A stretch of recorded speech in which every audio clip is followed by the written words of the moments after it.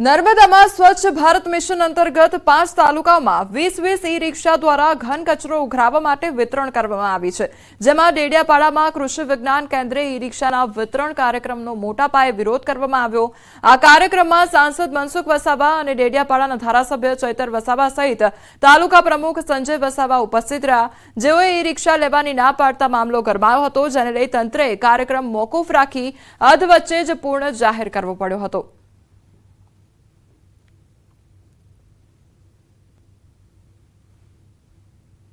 સ્વચ્છતા અભિયાન સાથે જોડાયેલ ઈ-રિક્ષાનો પણ કાર્ય આ ઈ-રિક્ષા છે એ ક્યારેય સક્સેસ નથી જવાની।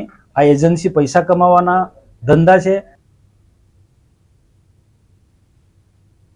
આ એજન્સીએ એ યોજનાના હેતુફેર કરીને એકદમ એક મહિનો પણ ના ચાલે એવી નાની છકડી લાવીને એ નાનું સાધન લાવીને પંચાયતને પધરાવવાનું, એ પણ અમારા જેવા સાંસદશ્રી અને અમારા હાથે વિતરણ કરવાનું જે ખોટું છે, જે અમે વિતરણ કરીશું મહિનામાં બગડશે તો અમારા પર માથલા ધોવાય એવું છે, એટલે અમે આ ઈ લોકાર્પણનો વિરોધ કરીએ છીએ। મહેસાણા જિલ્લાના બ્રાહ્મણવાડા ગામમાં થતી ડુંગળી અને આજુબાજુના બધા જ વિસ્તારોમાં તે ખૂબ જ પ્રખ્યાત છે। આ ડુંગળી ઊંઝા તાલુકાના બ્રાહ્મણવાડા ગામમાં થાય છે અને આ ગામમાં અને આજુબાજુ વિસ્તારમાં છેલ્લા 50 વર્ષથી આ ડુંગળીનું વાવેતર કરવામાં આવી રહ્યું છે। ડુંગળીની ખાસિયત એ છે કે આ ડુંગળી મીઠાશ ભરી હોય છે, એટલે આની ડિમાન્ડ દિવસે ને દિવસે વધી રહી છે અને મોટી સંખ્યામાં લોકો પણ આ ડુંગળી ખરીદી કરી રહ્યા છે। આ જે ડુંગળી છે મીઠી છે એક તો, અને આખા એરિયામાં ફેમસ છે, લોકો દૂર સુદૂરથી ખરીદવા માટે આવે છે। તમને કેવો અનુભવ રહ્યો અહીંયા મેં આવ્યો, હાઈવે ઉપર જોયું તો અનુભવ સારો રહ્યો, ડુંગળી પણ સારી છે। અહીંયાની ડુંગળી જે છે ને એ બહુ ગળી છે અને બહુ દૂર દૂરથી લોકો પ્રખ્યાત છે એક જાતની આ ડુંગળી। અને આ જો ને ડુંગળી કેવી છે, બહુ સારી ક્વોલિટીનો। બ્રાહ્મણવાડામાં અંદાજ આમ તો 50 થી 70 વીઘા વવાય છે, પણ આ સાલ થોડી ઓછી હતી, બરાબર। ભાવમાં સારો છે, આજકાલ 500 550, મીડિયમમાં તો 350 400 રૂપિયા।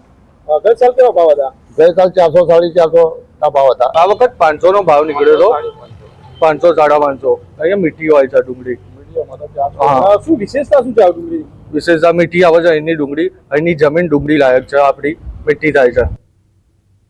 ગુજરાતનું ગૌરવ કહેવાતા એશિયાટિક સિંહોની વસ્તી ગણતરીનો પ્રારંભ કરાવવામાં આવ્યો છે। 5 વર્ષે એકવાર યોજાતી સિંહ વસ્તી ગણતરીનો રાજ્યના વન અને પર્યાવરણ મંત્રી મોળુભાઈ બેરા દ્વારા પ્રારંભ કરવામાં આવ્યો, જેમાં 11 જિલ્લામાં 3000 થી વધુનો સ્ટાફ આગામી 13 તારીખ સુધી સિંહ ગણતરી કરશે, જેમાં 600 થી વધુ સરપંચો અને અધિકારીઓ, કર્મચારીઓ તેમજ વોલન્ટિયર સહિત 3254 લોકોને ગણતરી માટે વિશેષ તાલીમ આપી તૈનાત કરવામાં આવ્યા છે।